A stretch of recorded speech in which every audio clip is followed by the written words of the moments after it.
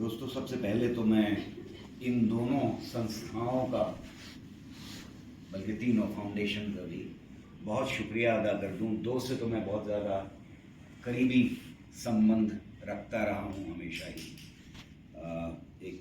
एक संस्था का तो हिस्सा ही रहा, उसके जन्म के साथ मेरा ताल्लुक। तो हमेशा ही दोस्तों के बीच में आकर के सेफ भी फील करता हूँ और अच्छा भी फील करता हूँ। आजकल सेफ फील करना भी बहुत अहम हो गया है। जहाँ तक सवाल है आज के टॉपिक का, बड़ा विशाल है तो थोड़ा उसको समेटने की कोशिश करूँगा। सारे पहलू उसके छुए नहीं जा सकते क्योंकि हम मानस की बात कर रहे हैं और हम वैज्ञानिक मानस की बात कर रहे हैं। लेकिन शुरुआत में ही दो चीज़ें हैं जिनको समझने की हमें कोशिश करनी चाहिए और मुझे बहुत वक्त लगा है इन दोनों को समझने में। विज्ञान क्या है और क्या विज्ञान में और टेक्नोलॉजी में फर्क है या नहीं, क्योंकि अभी भी कोमल और जो बातें कही उसमें साइंस का या विज्ञान का नाम लेकर के कुछ टेक्नोलॉजी की एग्जाम्पल्स आ गए। ये फर्क समझना बहुत जरूरी है। इसलिए शुरुआत करते हैं साइंस से, विज्ञान से। तो विज्ञान की नॉर्मल डेफिनेशन, नॉर्मल परिभाषा देने की शायद जरूरत नहीं पड़ती हमको, और इसको मैंने विस्तार से अपनी किताब में लिखा है। बहुत सारे ऐसे शब्द हैं जो हमारी शब्दावली का हिस्सा बन जाते हैं, हमारी बातचीत का हिस्सा बन जाते हैं, और कोई कहे कि भाई विज्ञान को की परिभाषा दो तो बेवकूफ़ी की बात लगती है। और उसकी वजह ये होती है कि ये शब्द जो हैं उसमें हम ये सोच लेते हैं कि जब हमने ऐसे किसी शब्द का इस्तेमाल किया जैसे पर्यावरण, तो दूसरे ने उसको वैसे ही समझा जैसे हम इस्तेमाल कर रहे हैं। विज्ञान की बात करें, डेमोक्रेसी की बात करें, कल्चर की बात करें, तो हम समझ लेते हैं एक दूसरे को कि कोई कम्युनिकेशन गैप नहीं। जो मैं कह रहा हूं वो आप समझ रहे हैं। लेकिन अगर कोई इंसिस्ट ही करने लगे कि विज्ञान की परिभाषा दीजिए, तब फिर थोड़ा परेशानी शुरू हो सकती है। लोकतंत्र की परिभाषा दीजिए तो परेशानी होगी, और इसलिए होगी कि लोकतंत्र की कोई ऐसी एक डेफिनेशन नहीं है।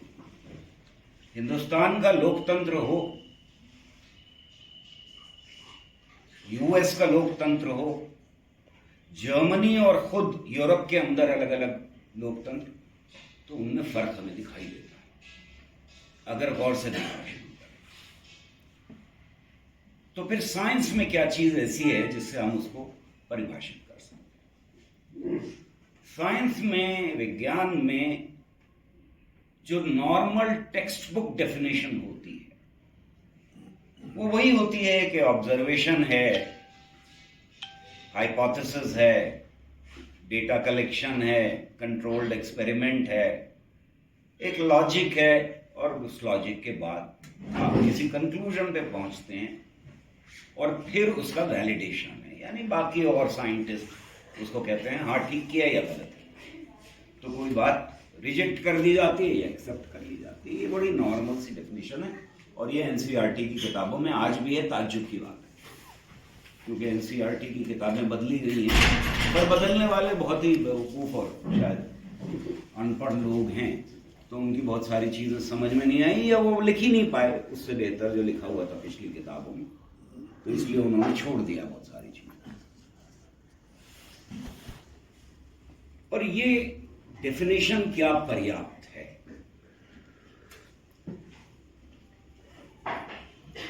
वो इसलिए सवाल उठता है कि जब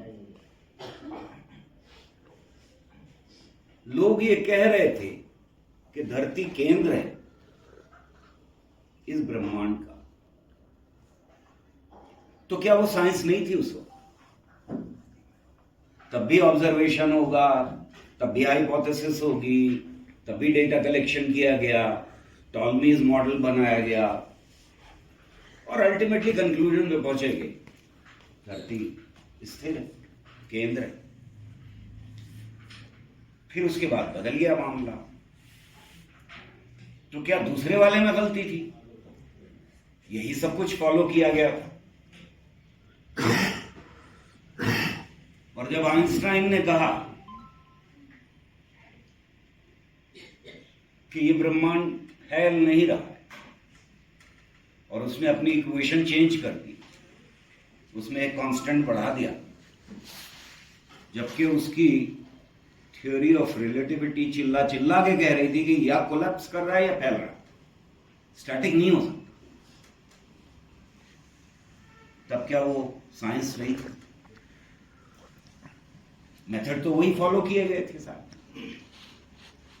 तो क्या ये डेफिनेशन पर्याप्त? मुझे लगता है ये डेफिनेशन पर्याप्त नहीं है। इसमें एक एलिमेंट गायब, और उसकी वजह यह है उस एलिमेंट के गायब होने की कि जैसे जैसे साइंस आगे बढ़ रही थी वैसे वैसे धर्म का असर कम तो हो रहा था, खत्म नहीं हो रहा। तो इसलिए उसको हमें लपेट के थोड़ा सा बताया गया कि science is all about physical world, हमारे साथ चारों तरफ जो घट रहा है।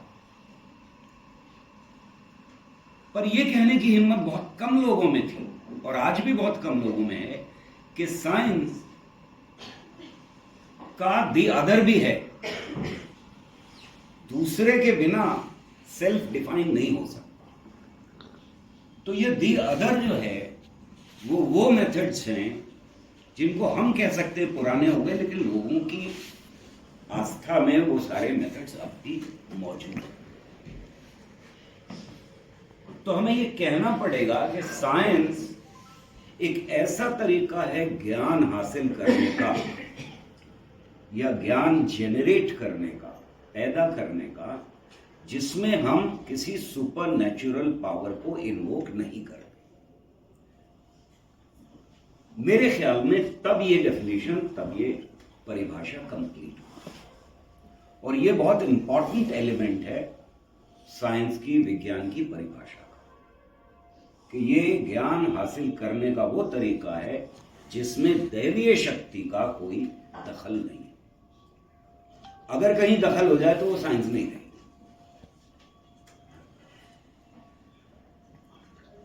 मैं जल्दी इसलिए कर रहा हूं कि अध्यक्ष जी ने कह दिया है 20-25 मिनट से ऊपर मत। ऐसा मैंने नहीं कहा। चुपके से डांट लगाई थी। तो मैंने थोड़ा अधिक कहा, मुझे पूरी छूट दी गई है। अब सवाल है टेक्नोलॉजी का। साइंस और टेक्नोलॉजी में दो बड़े फर्क हैं। पहला फर्क सिर्फ और सिर्फ ऑब्जेक्टिव का है, लक्ष्य। साइंस का लक्ष्य, विज्ञान का लक्ष्य ज्ञान हासिल करना है, और उस तरीके से जो मैंने डिफाइन करने की कोशिश की। जबकि टेक्नोलॉजी का यह लक्ष्य नहीं है। टेक्नोलॉजी मदद तो कर सकती है ज्ञान हासिल करने में, पर उसका लक्ष्य नहीं। लक्ष्य है उसका हमारी क्षमता बढ़ाना, यानी इंसानों को, चाहे वो कलेक्टिव हो चाहे वो इंडिविजुअल हो, हमारी क्षमता बढ़ाना उसका असल ऑब्जेक्टिव। इसको इस तरह से देख सकते हैं कि मतलब दूरबीन बना के हम कहीं ज्यादा दूर तक देखें, नंगी आंखों से करीब की चीजें ही देखी जा सकती। हम इंस्ट्रूमेंट बनाते हैं, हमने बाहर टेलीस्कोप्स लगा दिए आकाश में, तो अब हम लाइट ईयर्स तक देख सकते हैं। इसकी कुछ क्रूड एग्जाम्पल्स हो सकती हैं, ये भी एक एग्जाम्पल है टेक्नोलॉजी की, कि हम चीख करके यहां से वहां तक बात कर सकते हैं, लेकिन इसमें अगर देखें तो दुनिया के किसी भी हिस्से में बात कर सकते हैं। हमारी क्षमता बढ़ती। अगर हम एक इंसान को एक गोली से मार सकते हैं तो हमारी क्षमता बढ़ा दी कि एक पल में लाखों लोगों को हिरोशिमा में मार सकते। हमारी क्षमता बढ़ गई, जो हमें अभी दिखाई दिया, बच्चों को टारगेटेड कत्ल करने की। साइंस का ये मकसद नहीं। E is equal to MC², किसी को नुकसान नहीं पहुंचाती, किसी को फायदा नहीं पहुंचाती, हमारे सोचने को तरीके को बदल सकती है। ये ज्ञान हम जिस तरह से आपस के रिश्ते रखते हैं या ब्रह्मांड के साथ हमारे जो रिश्ते हैं वो बदल सकते हैं, क्योंकि हमारी सोच का तरीका बदल है। ये तो हो सकता है, लेकिन साइंस का E is equal to MC² का ये मकसद नहीं। तो फिर E is equal to MC² क्या करें? E is equal to MC² हमारी सोच को बदल सकती है, ब्रह्मांड में किस तरह से चीजें घट रही हैं उसको लेकर के। और ये बहुत बड़ा बदलाव था। इस छोटी सी नन्ही सी इक्वेशन ने हमारी कंप्लीटली सोच बदल दी। हम जो पैराडाइम था न्यूटन का, उससे बाहर निकले, क्योंकि न्यूटोनियन फिजिक्स ये कह रही थी कि ना कन्वर्ट ही नहीं की जा सकती एनर्जी मास में और मास एनर्जी में। पर जब बम बनाने का फैसला लिया गया इस ज्ञान के बल के ऊपर, तो उसमें सिर्फ साइंटिस्ट नहीं, फिर यह फैसला पॉलिटिकल है और इकोनॉमिक है। तो जैसे ही हम टेक्नोलॉजी के एरिया में आते हैं, वहां पर कल्चर, पॉलिटिक्स, इकोनॉमिक्स, ये सब इंपॉर्टेंट होता है।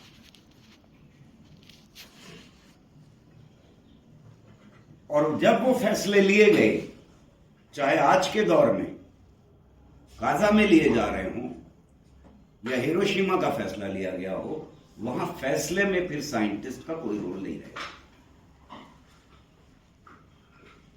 यानी बुलडोजर बना दिया गया। पहले आप शायद 100-150 मजदूरों को लगा के 1 घंटे में घर तोड़ते, अब एक आदमी की क्षमता है कि बुलडोजर चलाए और अपने को बुलडोजर बाबा कहे। तो यहां ये डिसीजन जो है ये इकोनॉमिक है, पॉलिटिकल है। ये डिस्टिंक्शन समझना इसलिए जरूरी है कि जो सबसे ज्यादा रूढ़िवादी सेक्शन होता है समाज का, उसका साइंस के साथ अक्सर, हमेशा नहीं लेकिन साइंस के साथ अक्सर 36 का आंकड़ा होता है। जब साइंस कोई बड़ा बदलाव लाती है समाज की सोच में या पुरानी सोच से टकराती है, तब 36 का आंकड़ा पैदा हो जाता है। और हमें हिस्ट्री से ये मालूम है कि ऐसे वक्तों में साइंटिस्ट के ऊपर अटैक होता है, और वो अटैक कत्ल करने की, स्टेक पे जलाने की, घर में बंद करने की शक्ल ले सकता है। और ये मत सोचिए कि वो यूरोप था, वहां पे चर्च था और चर्च बड़े जालिम थे और वगैरह वगैरह, वहीं हुआ ये सब कुछ। अक्सर ये कहा जाता है हमारे यहां तो कुछ हुआ ही नहीं, ऐसा है नहीं। क्योंकि आर्यभट्ट से लेकर के और नरेंद्र दाभोलकर तक हमें मालूम है कि क्या हुआ। ये अलग बात है कि समाज बहुत भुलाने की हमें कोशिश करता है ऐसी चीजें, लेकिन हमें ये समझना चाहिए कि जो 4 हमारे यहां शहीद हैं वो वही हैं और उसी तरह के हैं जिस तरह के ब्रूनो को चलाया। और ये सिर्फ हमारे यहां नहीं हो रहा, पाकिस्तान में 12 और बांग्लादेश में 12 लोग इसी का शिकार हो। तो यहां टकराव होता है साइंस के साथ। टेक्नोलॉजी के साथ बिल्कुल अलग रिश्ता है रूढ़िवादी विचारधारा, और वो हमें साफ दिखाई देना चाहिए। इसलिए मैं कह रहा हूं कंफ्यूज नहीं करना चाहिए विज्ञान में और टेक्नोलॉजी में, क्योंकि हमको ये मालूम है कि टेक्नोलॉजी का इस्तेमाल हिस्टोरिकली सबसे पहले करने वाले लोग सबसे ज्यादा रूढ़िवादी होते हैं। जब प्रिंटिंग आई थी तो सबसे ज्यादा बिकने वाली पहली किताब बाइबल थी।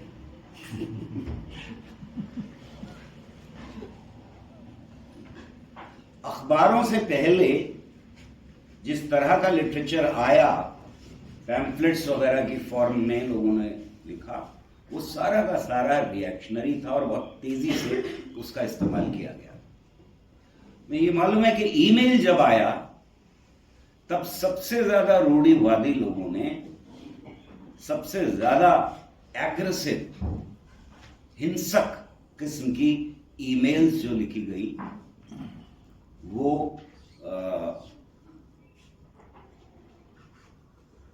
कम से कम यूएस में, अगर आप उस जमाने में होते 92-93 के आसपास जब ये आना शुरू हुआ है, इस्तेमाल होना शुरू हुआ है, तो आपको मालूम हो जाता है कि हमारे देश के आरएसएस के लोग किस तरह के ईमेल्स लिख रहे थे। आज उसी तरह के एक्स के ऊपर और फेसबुक के ऊपर वगैरह वगैरह, पर वो सबसे पहले थे इस्तेमाल करने वाले। अगर वेबसाइट्स को देखें तो सबसे आखिरी दौर में हमारी जो लेफ्ट की ऑर्गेनाइजेशन है उनकी वेबसाइट्स आई। रिएक्शनरी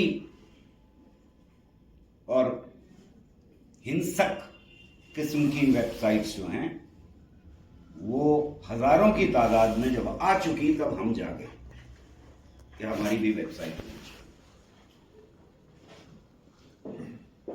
अगर यहां पर हम सब बैठे हुए हैं, अगर मैं ये पूछूं कि आपकी कोई मुलाकात उसामा बिन लादेन से हुई है कभी, तो जाहिर है कि जवाब होगा नहीं, हुई है मुलाकात, पर सबने देखा है उसको। ये वो आदमी है जो ऐसी ऑर्गेनाइजेशन के साथ खड़ा था जिसने टेलीविजन के ऊपर बैन लगाया अफगानिस्तान। पर आप इसे कैसे जानते हैं? तस्वीर खींचने के ऊपर बैन लगवाए, कोड़े बरसाए थे लोगों के ऊपर, पत्थर मार के खत्म करवाया। पर उसामा बिन लादेन को कैसे जानते हैं? कैमरा इस्तेमाल किया उसने, इंटरव्यूज दिए, उनका ट्रांसलेशन किया गया, सैटेलाइट के थ्रू बीम किया गया और उसी तरह से हम तक पहुंचा। तो जो टेक्नोलॉजी है उसका कैरेक्टर अलग है, और अक्सर देखने को मिला है कि most reactionary section, most violent section technology का पहले इस्तेमाल होता रहा है, क्योंकि समाज ही वायलेंट थे और उसमें ऐसे लोग मौजूद थे जिन्हें नई तरह की अपॉर्चुनिटी पहले मिल गई और उन्होंने उस अपॉर्चुनिटी का हमेशा इस्तेमाल किया। वो बम की टेक्नोलॉजी हो या बुलडोजर की टेक्नोलॉजी या सेलफोन की, उन्होंने पहले इस्तेमाल, तो उन्हें कोई परेशानी नहीं होती टेक्नोलॉजी के साथ। नॉर्मल जनता के लिए हो सकती है, बैन लगाएं, अगर आप में से किसी को याद है तो हमने एक बम फोड़ा था, न्यूक्लियर बम, वाजपेयी के ज़माने में। सबसे पहले उतरने वाला सड़कों पे कौन था जश्न मनाने के लिए? अगर कुछ याद हो आपको। गणेश जी पूजन, बुद्धा स्माइल। दूध पीना।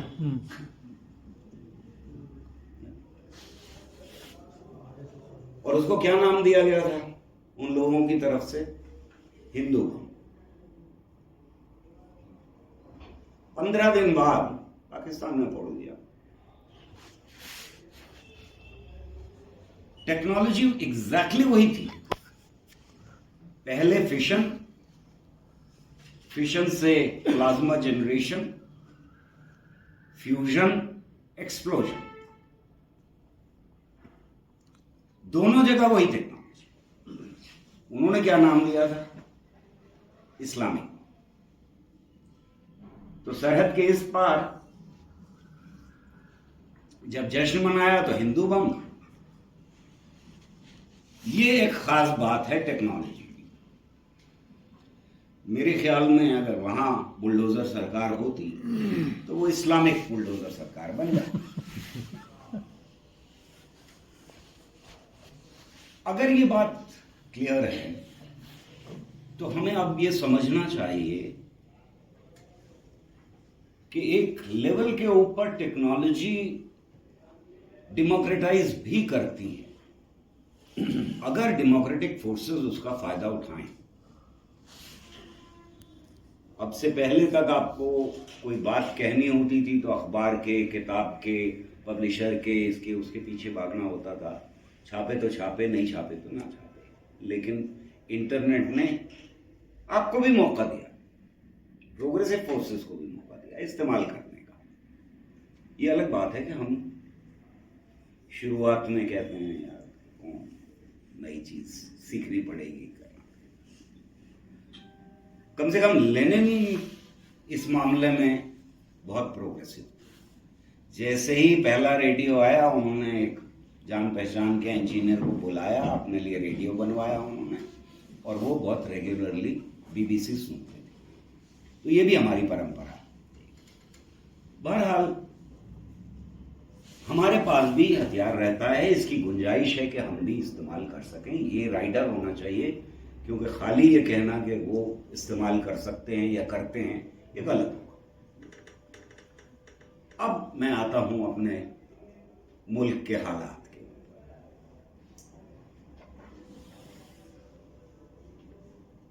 2014 के बाद एक बहुत बड़ा बदलाव इस मुल्क के अंदर आया। इस वक्त चौतरफा हमला है इस मानस के ऊपर जिसकी हम बात कर रहे हैं, और इस मानसिकता के ऊपर। और यह हमला बहुत तेजी से बढ़ा है 2014 के बाद। अगर हम देखें तो एक प्राइम मिनिस्टर बनता है जिसका नाम मोदी है, और वो 1 महीने के अंदर, गद्दी पे बैठने के 1 महीने के अंदर डॉक्टर्स की एक कॉन्फ्रेंस में कहता है कि गणेश जी प्लास्टिक सर्जरी का प्रमाण। और वो सिर्फ ये कह नहीं रहा बल्कि वो डॉक्टर्स ताली बजाते हैं।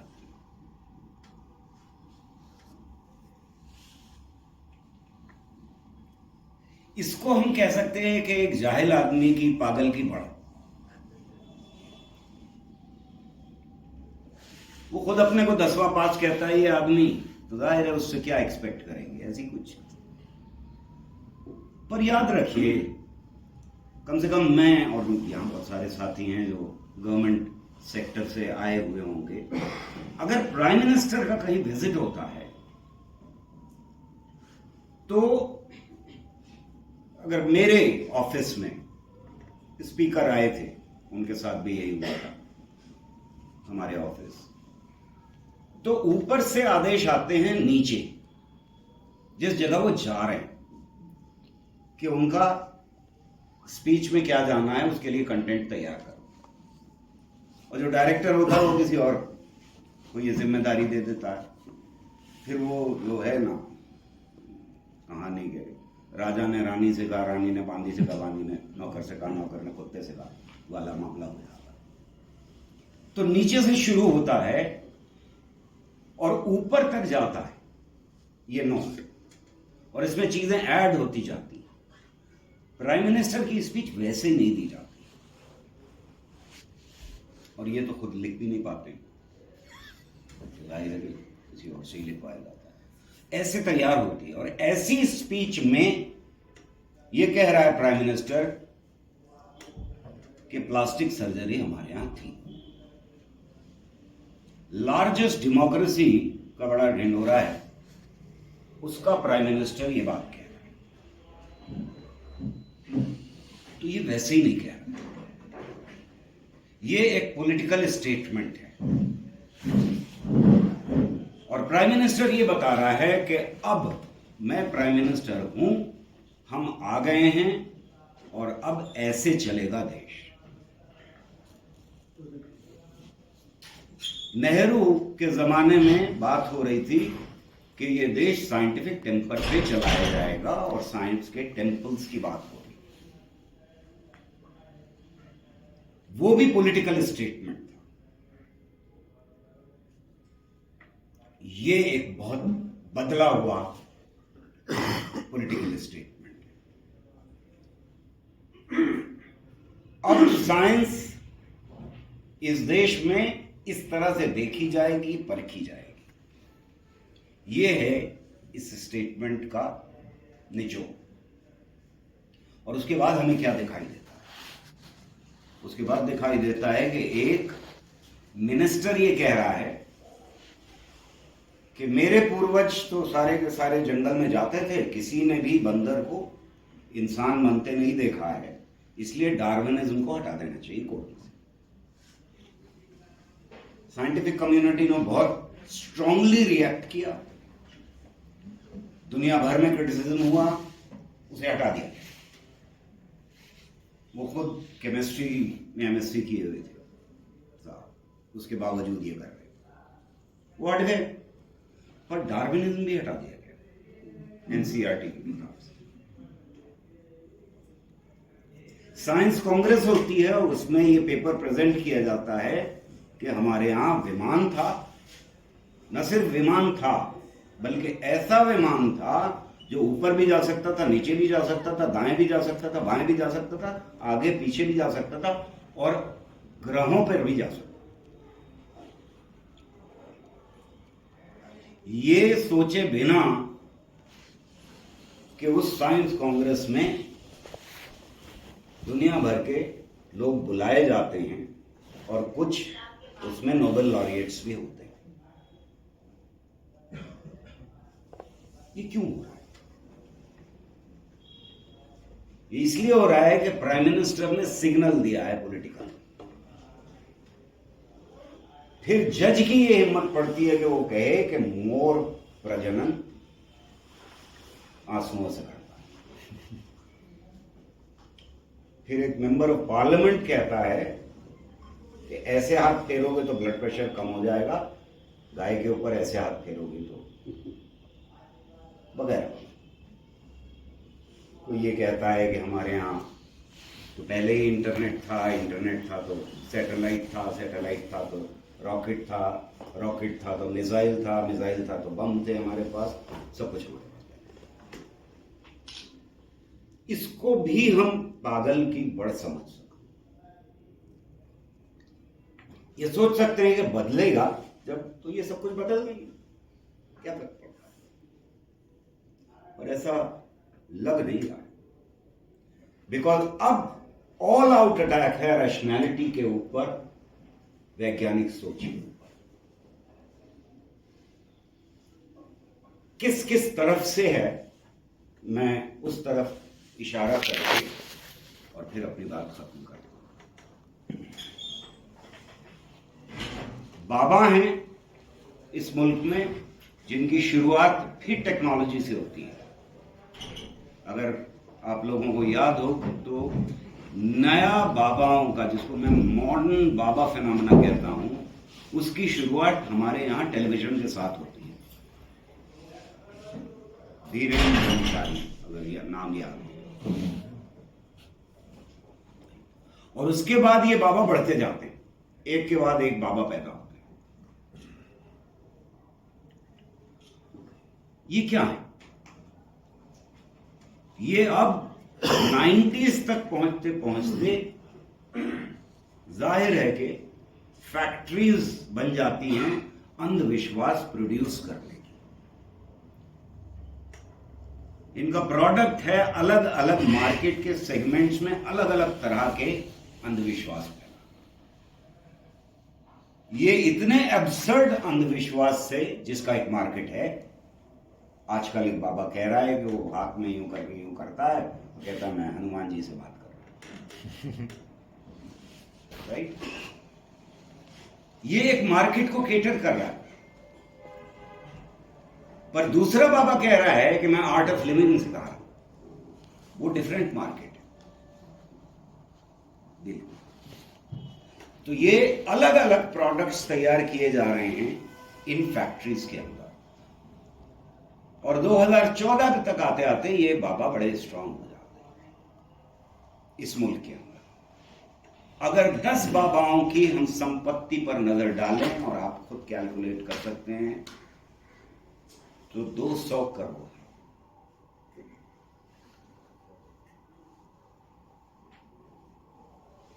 अगर 200 करोड़ है, नहीं तो 2000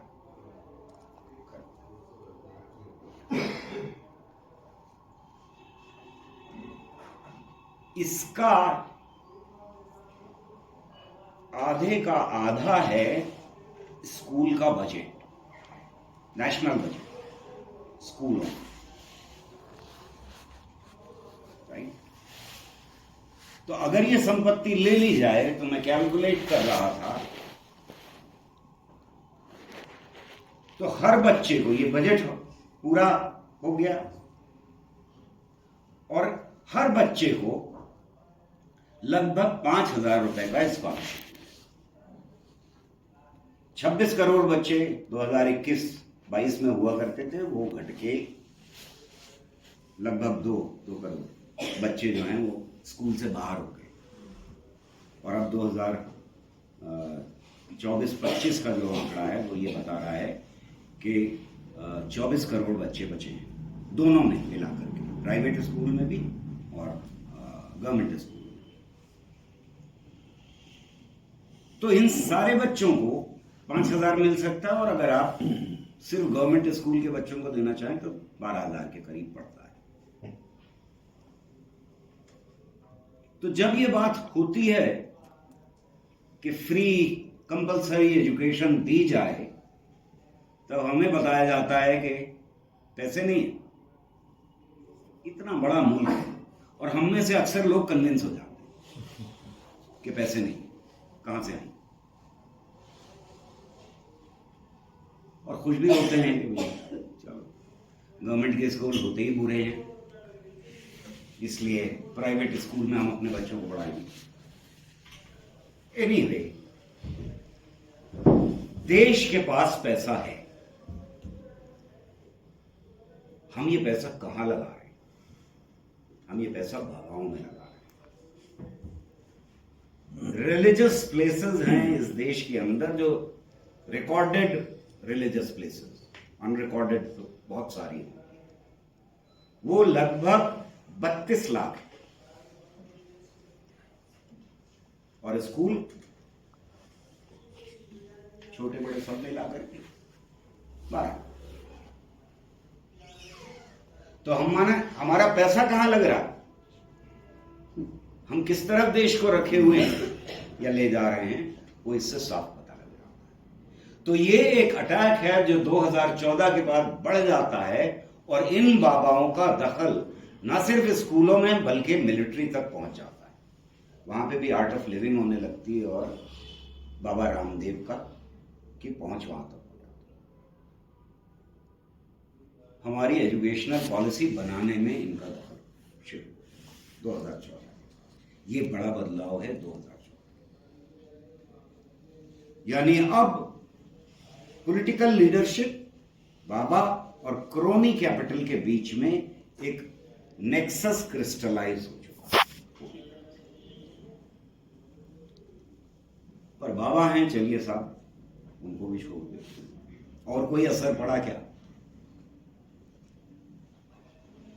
प्राइम मिनिस्टर के उस स्टेटमेंट के बाद हमें यह मालूम है कि आज के दिन, और इंटरनेट पे आप फिर चेक कर सकते हैं, department of science and technology 5 गवे के ऊपर लगभग 50 इंस्टीट्यूशंस में रिसर्च सपोर्ट कर रहा है। 5 गवे क्या है? गाय का मुंह, गाय का गोबर, घी, दही, और 5वां क्या है? दूध। पंचगव्य है। पंचगव्य। राइट।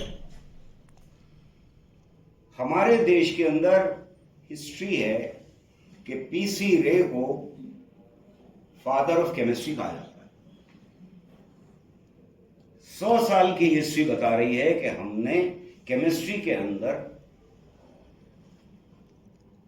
किसी भी देश के साथ खड़े होने की क्षमता हासिल की।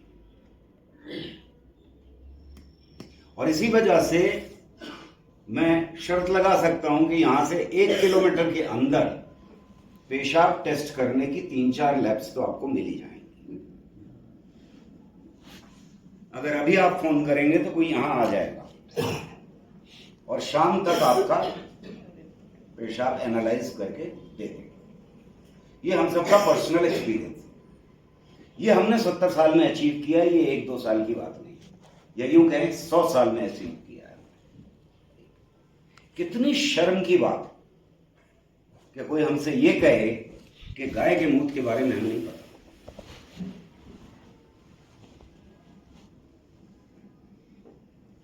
ये नेशनल शर्म है, ये साइंटिस्ट्स के लिए शर्म।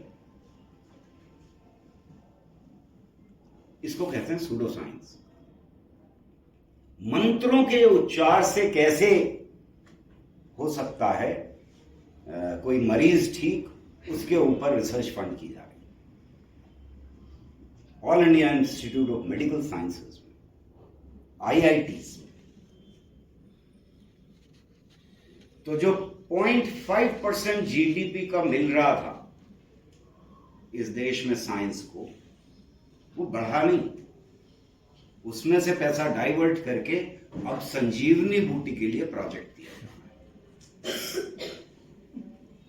पर चलिए, कल को बदल देंगे, आएगा तो शायद हमारी सरकार आ जाए, सोशलिज्म आ जाए। पर यहां कल्चर बदला जा रहा है साइंस का, साइंस करने का। क्योंकि इन प्रोजेक्ट्स में आपको पहले से बता दिया गया है कि क्या निकालना है।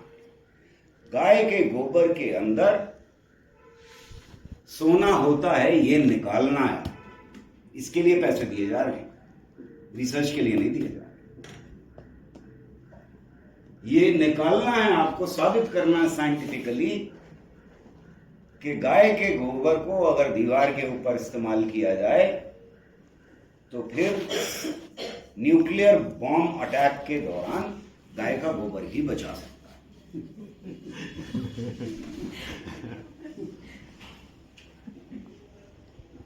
ये है साइंस का कल्चर बदलने की कोशिश। और जहां तक उसका सवाल है करिकुलम का, वो आप सब जानते ही हैं कि वो एक और तरीका है जो रैशनैलिटी को, साइंटिफिक टेम्पर को अटैक किया जा रहा है। हमने देखा है हिस्ट्री में, लिटरेचर में, किस तरह से जो भी चीज ऐसी थी, जो भी किताब ऐसी थी, जो भी लेख ऐसा था जो साइंटिफिक टेम्पर की तरफ ले जाता, उसको हटा दिया गया। लेकिन साइंस की टेक्स्ट बुक्स में से डार्विनिज्म हटा दिया गया।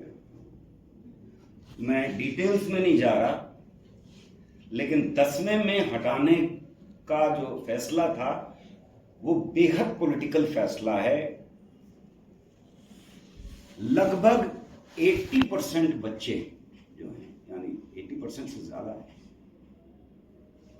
जो पास करते हैं वो लगभग 4 करोड़ हैं बच्चे, 10वां जो पास करते हैं, उसमें से सिर्फ 20 लाख बच्चों को अपॉर्चुनिटी मिलेगी जिनको आगे पढ़ाया जा सकेगा डार्विनिज्म।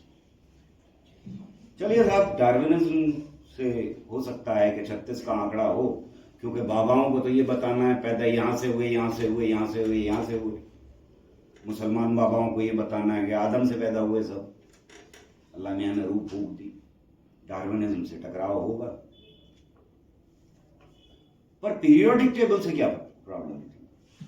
उसमें तो सिर्फ यही बता रहे थे कि ये एलिमेंट होते हैं और इनका एटॉमिक मास और एटॉमिक वेट इतना होता है, वगैरह वगैरह। प्रॉब्लम थी, क्योंकि हमें तो ये बताना है कि वो 5 भूत हैं, बस उनसे ही सब कुछ बना है। तो आप लगभग 3 करोड़ 80 लाख किसी भी स्ट्रीम में जाएं, उनको ना आप पीरियोडिक टेबल पढ़ाएंगे, क्योंकि उनको तो जाकर के बाबाओं के पैर छूने के लिए तैयार किया जाता है। मैनेजमेंट पढ़ा देंगे और पीरियोडिक टेबल भी पढ़ाएंगे, क्योंकि वो मैनेजर बन के भी कॉर्पोरेट सेक्टर में जाकर के भी उसे छूने तो बाबा के पैर। वहां कॉन्ट्रडिक्शन होगा, वहां टकराव होगा। साइंटिफिक आइडिया ये हैं हमले जो रैशनैलिटी के ऊपर लगातार हो रहे हैं। मीडिया की बात ही छोड़ दें, उसको आप अच्छी तरह से जानते हैं, मैं उसमें जाना ही नहीं चाहता उनकी डिटेल्स में। लेकिन ये है लगातार हमला जो साइंटिफिक टेम्पर के ऊपर, साइंटिफिक रैशनैलिटी के ऊपर हो रहा है। पर 30 साल की मेरी रिसर्च मुझे बहुत उम्मीद बना। कुंभ मेले में मतलब मुझसे ज्यादा आस्तिक लगेगा कि है ही नहीं कोई। आप में से कोई भी यहाँ चैलेंज कर सकता हूँ कि पिछले 30 साल में सारे कुंभ मेलों में नहीं गए हूँ। इलाहाबाद शायद 1-2 में चले गए हों कोई। मैं हर एक अर्ध कुंभ और कुंभ में गया और वहां लोगों से बातचीत की है, साइंटिफिक जानकारी और साइंटिफिक टेम्पर की। और ये गरीब लोग हैं, ये रिमोट कॉर्नर से आने वाले लोग हैं जो वहां पर इकट्ठा हो। ये आस्थावान हैं, क्योंकि अगर वो आए हैं और कल्पवास में हैं और 40 दिन रह रहे हैं तो जाहिर है हिंदू आस्था रखने वाले हैं। लगभग 5% डेटा बताता है कि मुसलमान भी आते थे। इस बार क्या हुआ मुझे नहीं मालूम, उनको धमकी दे दी गई कि घुसना मत अंदर, तो कैरेक्टर बदला है उसका। पर ये डेटा बताता है कि लगातार हमारा जनमानस साइंटिफिक टेम्पर की तरफ बढ़ता रहा है और साइंटिफिक जानकारी बढ़ती रही है, अंधविश्वास उनके बीच में कम है। मीडिया और मिडिल क्लास के ऊपर यकीन करें अगर हम, तो ऐसा लगता है कि पूरा का पूरा देश अंधविश्वासी है। इतनी ताकत लगाने के बावजूद पूरी तरह से ये उस चक्के को वापस नहीं घुमा पा रहे। मीडिया हो या पॉलिटिकल फोर्स हो, बाबा हो या क्रोनी कैपिटल हो, नहीं कर। तो ये खबर अच्छी है, हमारी क्या जिम्मेदारी है? आज भी मैं बात कर रहा था और मुझे पूरा यकीन है इस बात में, अभी तक आगे पता नहीं ऐसा रहेगा या नहीं रहेगा, कि जो लोग शाखाओं में पले बढ़े हैं वो कम से कम 2014 से पहले तक उनमें बहुत सारे साइंटिस्ट, बहुत सारे डॉक्टर्स और बहुत सारे इंजीनियर्स भी थे, और शायद इनकी संख्या बहुत ज्यादा थी। सोशल साइंटिस्ट में संख्या इनकी कम थी तब तक।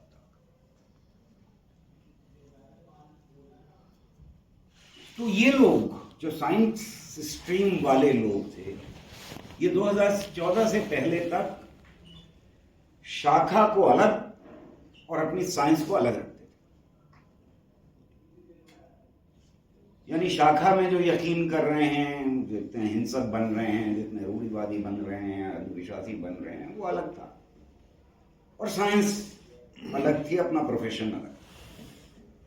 पर अब 2014 के बाद दोनों मिक्स हो गया, क्योंकि प्राइम मिनिस्टर का वो भाषण याद कर लीजिए। तो एक बड़ा सेक्शन है आरएसएस का जो खुद साइंटिस्ट का छटपटा रहा है, क्योंकि उनकी कहीं ना कहीं आस्था साइंस में भी, वो उनका प्रोफेशन का पार्ट था। अब ये जो मानसिकता थोपी जा रही है, उसकी वजह से वो भी सेक्शन परेशान है। वो उस कॉन्ट्रडिक्शन को रिजॉल्व नहीं कर पा रहा अंदर, और इसलिए साइंस और साइंटिफिक टेम्पर को लेकर के कम से कम आरएसएस, बीजेपी, बाकी सारे इनके संगठन बैकफुट पे जरूर है। मुझे लगता है कि इस अपॉर्चुनिटी का हमें अभी फायदा उठाना चाहिए। लेफ्ट एंड डेमोक्रेटिक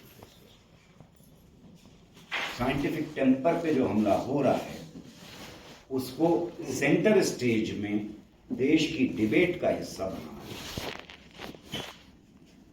उसके तरीके क्या होंगे वो हम सब बैठ करके डिस्कस कर सकते हैं। बहुत बहुत शुक्रिया।